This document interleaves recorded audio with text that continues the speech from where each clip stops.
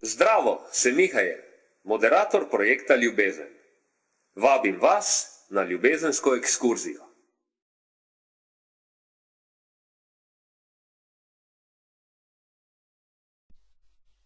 Prvo poglavje se imenuje Ljubezen. Kaj je ljubezen? Pričnimo s teorijo. Ljubezen je nasplošno oznaka za močno naklonjenost in cenjenje. Človek jo je v stanju čutiti in jo izkazovati do drugega sočloveka ali soljudi. Širše lahko rečemo, da je ljubezen občutek notranje povezanosti z določenim sočlovekom, ki prerašča osnovno bivanje. Ljubezen lahko definiramo tudi kot na svobodi temeljoč odnos med dvema človekoma, ki svoje vrednosti ne gradi na posedovanju, ampak na dialogu med subjektoma. V antiki so bili uporabljeni trije termini, s katerimi se je opisovalo različne oblike ljubezni. Eros opisuje čustveno erotično ljubezen, hrepenenje po ljubljenem subjektu, željo po biti ljubljen, ljubljena. Filija opisuje prijateljsko ljubezen, obojestransko ljubezen, obojestransko priznavanje in razumevanje. Agape opisuje splošno in vzpodbujevalno ljubezen, tudi ljubezen do soljudi in sovražnih ljudi, ki temelji na želji po dobrem tudi za ostale. Naštel bom nekaj najbolj razširjenih oblik ljubezni. Ljubezen do sebe, partnerska ljubezen, družinska ljubezen, ljubezen do soljudi, ljubezen do idej in objektov, ljubezen do Boga, ljubezen do boginje, brezobjektna ljubezen.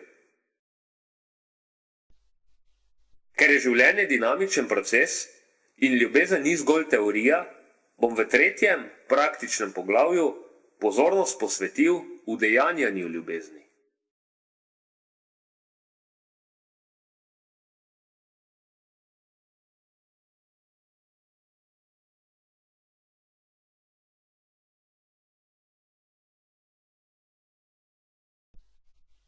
Drugo poglavje se imenuje sovraštvo. Sovraštvo nasplošno opisujemo kot nasprotje ljubezni. Sovraštvo je človeška emocija ostre in trajajoče antipatije. Motivi za sovraštvo so delno nezavedni, vendar jih je praviloma možno priklicati v zavedanje. Sovraštvo ne nastopi brez vzroka. Sovraštvo nastane, ko se dolgotrajnim poškodbam ni možno izogniti in jih kaznovati. Lahko se izrazim, da je sovraštvo kombinacija med racionalnostjo in emocionalnostjo. Racionalnost kliče po prenehanju škodovanja in po kazni subjektu ali subjektom, ki ga povzroča. Emocionalna komponenta je občutek izpostavljenosti, ujetosti in nemoči. Po psihologu Erichu Frommu ločimo med dvema tipoma sovraštva.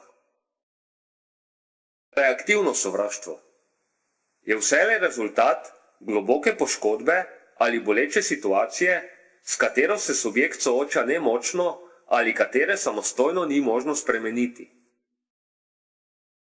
Sovraštvo, pogojeno s karakterjem, ima sicer enake sprožilce kot reaktivno sovraštvo, vendar temelji na drugačnih karakternih lastnostih subjekta. Sovražne reakcije so tako le izražanje notranjega sovraštva. Osnovna razlika do reaktivnega sovraštva je splošna pripravljenost za sovražiti, prepoznavna nagnjenost do sovraženja, ki se manifestira s sovražnimi izpadi. Na zaključku poglavja povem tudi, da se sovraštvo pogosto zmotno enači z jezo in agresijo. Pri ocenjevanjih in razlagah je treba opazovati globoko in dolgotrajno. Prav tako se je treba zavedati, da nasprotno mnenje ni a priori sovražno mnenje.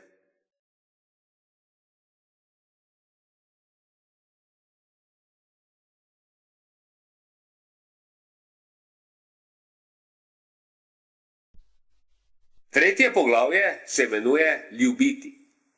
V življenju pogosto rečemo, teorija je eno, praksa drugo. Zato je logično, da določene pojme v teoriji lahko definiramo le okvirno, saj je vsako življenje v določeni meri fenomen zase.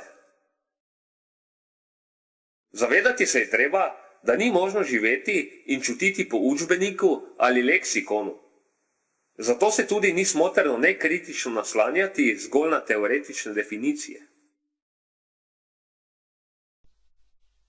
Zato se tudi ni smotrno nekritično naslanjati zgolj na teoretične definicije.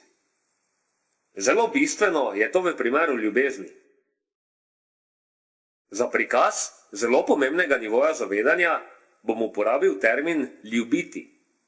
Termin ljubiti združuje oba pola, ljubezen in sovraštvo.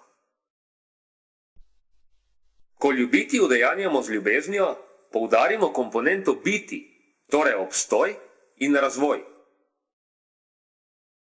Ko ljubiti udejanjamo s sovraštvom, poudarimo komponento ubiti, torej neobstoj in propad. Vidimo, da je oboje del enega. Določen učinek se aktivira z našo motivacijo. Konkretneje, povedati želim naslednje. Sovraštva si ne predstavljam kot nasprotja ljubezni, ampak kot neudejanjanje oziroma negacijo ljubezni. Četudi se znajdem v situaciji, kjer bi potencialno bilo možno sovražiti, bom s tem škodoval tudi sebi. Zato je bolje, da sovraštvo kompenziram s tako imenovano sekundarno ljubeznijo. Sekundarna ljubezen je nadomestilo za sovraštvo po principu: namesto da sovražiš prvo, raje ljubi drugo. Ko pogledam vase, se moram zavedati, da med moje najvišje vrednote spadajo življenje, zdravje, sreča in blagostanje. Temelji, na katerih te vrednote lahko udejanjam, je ljubezen. Ljubezen je želja in volja po obstoju. Sovraštvo je želja in volja po neobstoju. Duševno in mentalno zdrav človek ne sovraži. Ko se sprehodimo skozi čudoviti svet živali, vidimo, da so bitja, ki znajo čutiti in izkazovati ljubezen. Ne izkazujejo pa sovraštva. Ker je žival bitje, ki ni samo destruktivno, sovraštva ne pozna. Za mentalno in duševno zdravje se je torej smiselno sovraštvu izogniti. Bolj koristno ga je kompenzirati s sekundarno ljubeznijo. Sovraštvo je na nek način bolezen, še posebej, ko preide v kronično obliko. Ampak, pozor, treba se naučiti tudi, kaj je realna ljubezen. Ljubezen ne pomeni vselej in vsepovsod strinjati se z ljubljeno osebo, ne pomeni prevzemati vseh del in opravil ljubljene osebe, ne pomeni nekritičnosti in brezpogojnosti do ljubljene osebe. Da, brezpogojne ljubezni ni.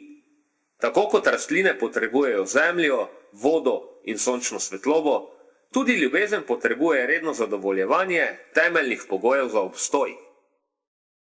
Če se izrazim takole, ljubezen za preživetje potrebuje negovanje, spoštovanje. Tudi ljubezen mora biti ljubljena. Za zaključek ponovim formulo. Ljubiti.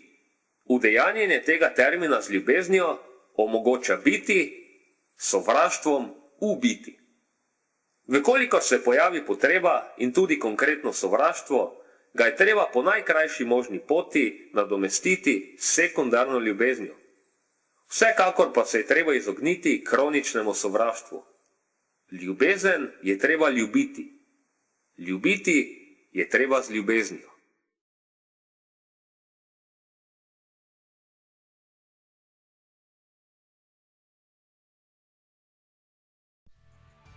Ljubezensko ekskurzijo zaključujem z nauki.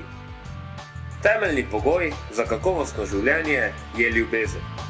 Na izbiro imamo, ali ljubimo ali sovražimo. Ljubezen v ljubiti pomeni biti. Sovraštvo v ljubiti pomeni ubiti. Razumljivo je, da se v življenju pojavijo situacije, ko nastopi sovraštvo.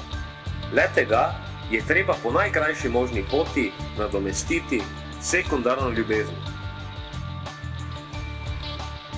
Sekundarna ljubezen v tem primeru pomeni: namesto da sovražiš prvo, ljubi drugo.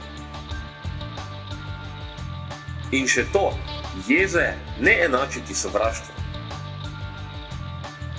Udejanjanje ljubezni seveda ne pomeni biti do vseh in vsega brezpogojno prijazen in ljubeč. Sestavni del življenja je kakopak tudi jeza, ko je le-ta smiselna in koristno učinkovita. Temelj za obstoj pa je ljubezen. Nas videnje.